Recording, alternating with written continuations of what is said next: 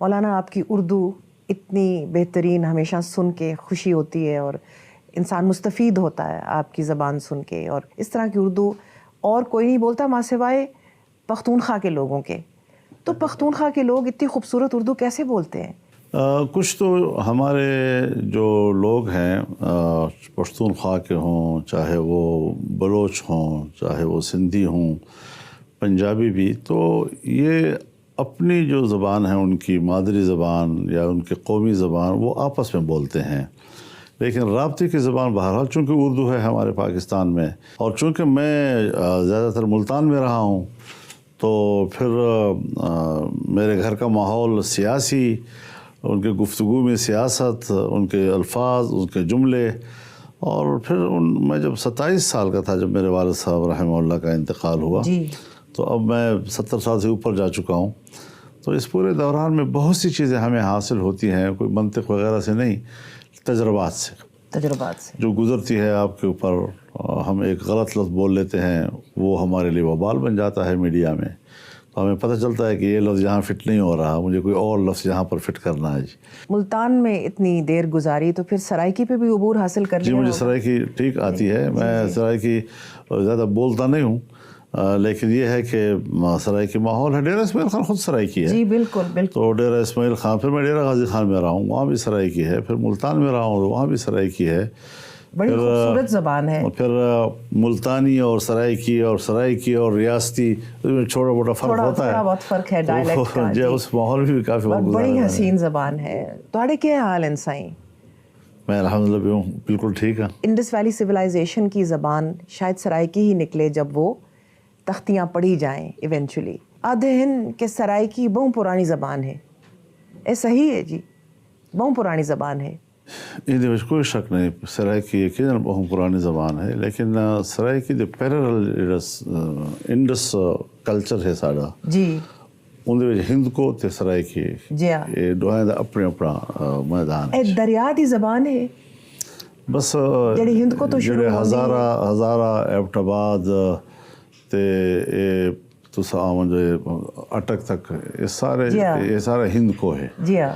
تے جڑے ویلے اساں میاں والی داخل تھیندے ہیں، بھکرج داخل تھیندے ہیں، ان دے بعد ڈیرہ اسماعیل خان، اگوں تے ڈیرہ غازی خان، ملتان، یہ بس سرائکی بن ویندے. جی جڑے ویلے اساں اگوں تے ویندے ہیں بہاولپور، رحیم یار خان، یہ بس ریاستی زبان ہوندی، پرانے ریاستی زبان. تاریخ دان آدھن درائے سندھ دی تہذیب دیاں تختیاں پڑھیاں جاون گیاں ادوں سرائکی زبان تھی وے گی. میرے خیال میں میری سرائکی آپ کی سرائکی سے اچھی ہے. کوشش تو کر سکتے ہیں.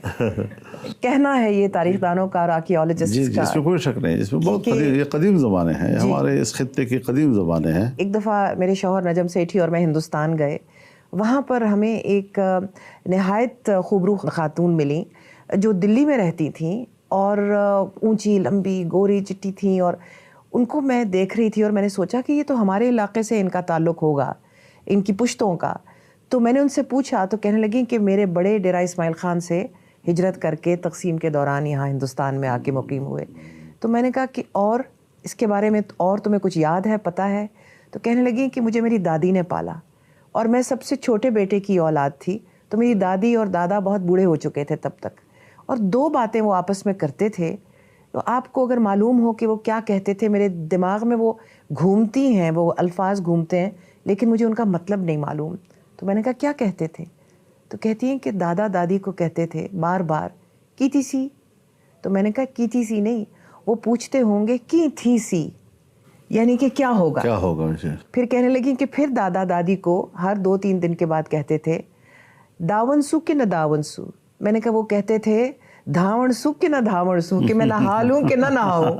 ایسے ہی ہے جی. بالکل صحیح ہے جی، بالکل صحیح ہے. تو بتائیے کہ پھر سرائکی اور پشتو میں سے، کیونکہ آپ کا ایک مروت پشتون خاندان کے ساتھ تعلق ہے اور مادری زبان آپ کی پشتو ہے، تو ان دونوں میں سے زبانوں میں سے گھر پہ تو آپ پشتو ہی بولتے ہیں؟ جی پشتو ہی بولتے ہیں ہم گھر میں، اور چونکہ ہماری پیدائش مروت میں ہوئی ہے، میرے ننیال جو ہیں وہ سب مروت ہیں، تو اگرچہ ہم ناصر قبیلے سے تعلق رکھتے ہیں، لیکن چونکہ ہماری اپنی پیدائش مروت قوم میں ہوئی ہے اور ہمارے سارے رشتے جو ہیں وہ مروت قوم کے ساتھ ہیں، تو تقریباً وہی کلچر، وہی زبان، وہی عادتیں ہمیں ساری زندگی کی، گھر کے بچوں کی سب ایک ہی ماحول میں ہم زندگی گزار رہے ہیں۔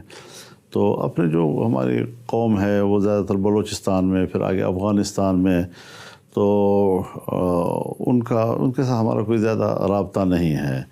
آنا جانا رہتا ہے، آ جاتے ہیں وہ ہمارے مہمان، ہم چلے جاتے ہیں ہم ان کے مہمان، لیکن کوئی زیادہ ہمارا مربوط وہ نظام نہیں ہے، الا یہ کہ کچھ لوگ ان قبیلوں کے جو ہمارے وہ ڈیرہ اسماعیل خان میں آباد ہیں، جی، تو جو ڈیرہ اسماعیل خان میں آباد ہیں ان کے ساتھ تو روزانہ کا ملنا جلنا ہوتا ہے۔ جب بھی ہم جاتے ہیں ان کے لوگ آ جاتے ہیں، ہم ان کو ملنے چلے جاتے ہیں، ہم شادی میں شریک ہوتے ہیں، لیکن زیادہ تر ہمارا تعلق جو ہے یہیں اپنے مروت قبیلے کے ساتھ ہی ہے۔ جی، آپ کے مرحوم والد مرحوم و معروف مولانا مفتی محمود صاحب، مجھے یاد ہے بچپن میں جب ہم اپنے بڑوں کے ساتھ ان کے مہمانوں کو ملا کرتے تھے، تو میری خالہ تھیں بیگم کشور عابد حسین، ان کے ہاں مولانا کو میں نے دیکھا۔ میں نے خان عبدالولی خان کو بھی وہاں ہماری ملاقات ہوئی، بی بی نسیم ولی سے بھی وہاں ملاقات ہوئی، شیرباز بازاری صاحب سے بھی وہاں پر ملاقات ہوئی۔ یہ 1977 کی میں بات کر رہی ہوں جب 9 ستارے پی این اے بنے تھے۔ مولانا آپ کے والد مفتی محمود صاحب نہایت سادہ میں نے ان کو پایا، لیکن بالکل اس سارے اجتماع کا حصہ تھے اور بڑا متحرک حصہ تھے۔ جب ان کا انتقال ہوا تو آپ 27 سال کے تھے اور آپ نے JUI جمعیت علماء اسلام کی لیڈرشپ سنبھالی اس وقت۔ تو اس وقت آپ نے کیا محسوس کیا کہ کیا ورثہ آپ کو ملا؟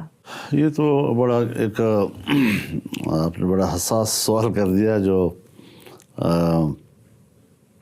میں خود بھی سوچتا ہوں کہ ابھی تو میں نے سوچا بھی نہیں تھا کہ اتنا جلدی مجھے والد صاحب چھوڑ جائیں گے، لیکن بہرحال جو اللہ کے فیصلے ہوتے ہیں، تو اب 27 سال میں نے تو تصور بھی نہیں کیا تھا کہ میں ان کے منصب پہ جا کے بیٹھوں گا، لیکن جماعت نے مجھے کھینچا، اور ہر طرف سے جو میرے والد کے رفقا تھے، بزرگ اکابر، تو انہوں نے مجھے اس بات پر آمادہ کیا کہ اگر جماعت کو اس وقت سنبھالنا ہے تو پھر آپ نے نکلنا ہے، کیونکہ کارکن کا جو اعتماد مفتی صاحب پر تھا اور ایک تعلق ان سے بن گیا تھا، وہ تعلق تبھی برقرار رہ سکتا ہے جب آپ خود جو ہے ان کے پاس جائیں گے۔ اور اب میرا تعارف بھی نہیں تھا اس زمانے میں، صرف ان علماء کو میں جانتا تھا یا ان جو جماعتی بزرگوں کو کہ جو والد صاحب کے پاس آیا کرتے تھے، اور گھر میں ان کو دیکھتا تھا، وہ ہمارے مہمان ہوتے تھے،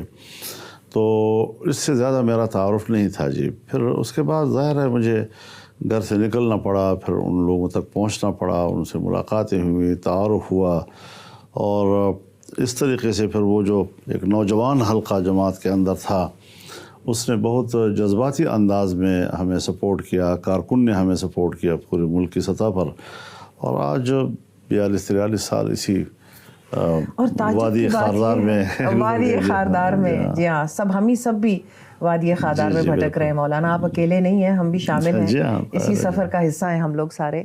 لیکن جس چیز کا مجھے تعجب ہوتا ہے وہ یہ کہ آپ لوگوں کی ماشاءاللہ ایک مذہبی جماعت ہے، لیکن مولانا مفتی محمود نے بھی، آپ نے بھی جب بھی الحاق کیا تو آپ نے سیکولر جماعتوں کے ساتھ، لیفٹ کی جماعتوں کے ساتھ، سینٹرسٹ جماعتوں کے ساتھ الحاق کیا، نہ کہ آپ جماعت اسلامی کے ساتھ الحاق کریں یا باقی مذہبی جماعتوں کے ساتھ۔ تو کہ مولانا مفتی محمود نے بھی اس زمانے میں جب بھٹو صاحب کا دور تھا تو چیف منسٹر خیبر پختونخوا، اس وقت فرنٹیئر کہتے تھے، وہ بنے، اور ان کے جو الائنس پارٹنرز تھے اس وقت وہ نیشنل عوام پارٹی تھے اور قوم پرست جماعتیں بھی تھیں، اور ان کا اتنا ہی حصہ تھا اس جد و جہد میں جتنا باقیوں کا تھا۔ تو یہ غیر فطری الحاق نہیں ہے؟ جمعیت علماء ہند کی جب تشکیل ہوئی ہے 1919 میں، تو برصغیر کی تمام مکاتب فکر کے علماء اس میں شریک تھے، ایک وقت بھی فکر نہیں تھا اس میں جی. ہاں بعد میں پھر حالات بدلتے گئے, لوگ اپنے اپنے پلیٹ فارم پہ چلے گئے, لیکن یہ تھا کہ یہ پورے ملک کے لیے, پورے وطن کے لیے جماعت بنائی گئی تھی اور اس میں مسلکی تعصبات اور دائرے نہیں ہوا کرتے تھے. لیکن اب ظاہر ہے جی کہ حالات بدلتے ہیں, اور ان حالات میں بھی جب ہماری سیاست کو ہمارے اکابر نے زندہ رکھا اور اس کو تسلسل دیا, تو اس میں یہ چیز تھی کہ سیاسی طور پر میرے قریب کون ہے. مثال کے طور پر میں آپ کو ایک بات بتاؤں, سرمایہ داریت یہ مغربی نظریہ ہے, کیپٹلزم مغربی نظریہ ہے. اس پہ بحث ہو سکتی ہے. نہیں, مغرب نے ایک تصور پیش کیا ہے, اور وہ جس کو ہم کیپٹلزم کہتے ہیں. لیکن ٹریڈنگ, اس کا جو تجارت بہت پرانا ایک نظریہ ہے. وہ جزیات ہیں اس کے, جزیات ہیں اس کے اپنی جگہ. لیکن ایک جس کو ہم سرمایہ داریت کہتے ہیں, ایک معاشی نظام کے طور پر, یہ مغرب کا نظریہ ہے, اور اسلام اس نظریے کے خلاف ہے. اب اسلام جب اس نظریے کے خلاف ہے, اور فرانس میں ایک انقلاب برپا ہوا کمیونزم کے نام سے, وہ بھی رد عمل تھا مغربی سرمایہ داریت کے خلاف. جی بالکل. فطری طور پر ہونا یہ چاہیے تھا کہ مغربی سرمایہ داریت جو ہم پر 100 سال تک حکومت کرتی رہی ہے, ہمارے پورے سرمایہ کو لوٹ لیا اس نے, اٹھا کر مغرب میں لے گئے, ہمیں کنگال ہمیں کر دیا. ہمارا رد عمل جو ہے وہ ہمیں کمیونزم اور روس کے قریب ہونا چاہیے تھا. لیکن خدا کے انکار کے نام پر ہم مغرب کے ساتھ ہو گئے, اور ہم نے روس کو کفر کہہ دیا, اور انہوں نے کہا جی آپ بھی خدا کو مانتے ہیں, ہم بھی خدا کو مانتے ہیں. یہ چیزیں جو ہیں ہمارے مذہبی دنیا نے قبول کی, لیکن یہ جمعیت علماء اسلام کی مزاج سے موافق نہیں تھی. لہذا جمعیت علماء نے اپنے مزاج کے مطابق, اگر ہم غریب کی بات کرتے تھے, اگر ہم نے سرمایہ داریت کی مخالفت کی, جاگیرداری کی مقابلہ کیا, تو اس کے مقابلے میں ہم نے ان سیاسی جماعتوں کو کہ جو مزدور کسان کی بات کرتے تھے, ان سے ہم نے معاہدے بھی کیے. صوبہ خیبر پختونخوا جو اس وقت صوبہ سرحد کہلاتا تھا, وہاں عوامی نیشنل پارٹی تھی اس زمانے میں, نیشنل عوامی پارٹی نیپ. تو اس وقت ان کے ساتھ ہمارا اتحاد ہوا, ہم نے مل کر حکومت کی. خان عبدالولی خان اور والد صاحب بھائیوں کی طرح, ارباب سکندر خان خلیل گورنر تھے, مفتی صاحب جو ہے وزیر اعلیٰ تھے بلوچستان میں, عطاء اللہ مینگل صاحب جو ہیں وہ مرحوم وہ وزیر اعلیٰ تھے, میر غوث بدن جو ہے وہ گورنر تھے. تو ایک اتفاق رائے ان کے ساتھ ہمارا سیاسی طور پر جب ہوتا تھا, تو ہم اس لیول پر جا کر سوچ کر فیصلے کرتے تھے سیاسی. اور سیاست میں ظاہر ہے جی کہ مسئلے کی جزیات کا عمل درآمد نہیں ہوتا, آپ نے قوم کو بنانا ہوتا ہے, ملک کو بنانا ہوتا ہے. اور اس میں دو چیزیں اسلام کی نظر میں اہم ہیں, ایک انسانی حقوق جس کو ہم امن کے نام سے تعبیر کر سکتے ہیں, اور ایک معاشی نظام. تو یہ دو چیزیں جب دنیا ملک کو مل جاتی ہیں, تو اس پر ہم ایک اچھا اتفاق رائے حاصل کر سکتے ہیں. تو ایک ہے بنیادی تصورات, ایک ہے اس کے جزیات میں تو اختلافات ہو سکتے ہیں. مثلا انسانی حق ہے, انسانی حق پر تو کوئی اختلاف نہیں, لیکن مغرب میں انسانی حقوق کی جب بات کی جاتی ہے اس کی تشریح اور ہے. جب ہم انسانی حقوق کی تشریح کریں گے تو اس میں فرق ہوگا. لیکن جو لیفٹ پارٹیز ہیں جب وہ انسانی حقوق کی تشریح کرتے ہیں تو ان کا کچھ اور ہوتا ہے مسلک, آپ لوگوں کا کچھ اور نظریہ. لیکن انسانی حق پر تو اتفاق ہے نا, انسانی حقوق پہ اتفاق ہے, اور شاید یہی اتفاق وہ ڈائلاگ سے ٹھیک ہو سکتا ہے نا جی. اور یا شاید یہی حسن اتفاق تھا کہ جب 1988 میں بے نظیر بھٹو شہید کی پہلی حکومت بنی, تو اس میں آپ کے جو 9 ارکان تھے ان کی بنا پہ وہ حکومت قائم ہوئی. بے نظیر بھٹو کو ہم نے الیکشن سے پہلے یہ مشورہ دیا تھا کہ آپ ایم آر ڈی کو نہ توڑیں. ایم آر ڈی نے بڑی قربانیاں دی ہیں, اور ایم آر ڈی میں بھی آپ سرکردہ تھے, اور جنرل ضیاء الحق کے خلاف ایک بھرپور تحریک میں ہم نے مل کر حصہ لیا, قربانیاں دی ہیں, جیلیں گزاری ہیں. اگرچہ پیپلز پارٹی کا جو کلچر تھا اور علماء کا جو کلچر تھا اس میں موافقت زیادہ نہیں تھی, اور تھوڑا سا ایک پریشر کے انڈر پریشر ہو کر ہم ان کے ساتھ چل رہے تھے. تو ہم نے ایک بینابین راستہ اختیار کیا. تو چونکہ اسٹیبلشمنٹ کی خواہش یہ تھی کہ ہم میاں نواز شریف کا ساتھ دے دیں, اور تازہ ہم ضیاء الحق کے دور سے نکلے تھے, تو وہ کارکنوں کا آپس میں ملاپ جو ہے وہ اس وقت نفسیاتی طور پر بھی ذرا مشکل لگ رہا تھا.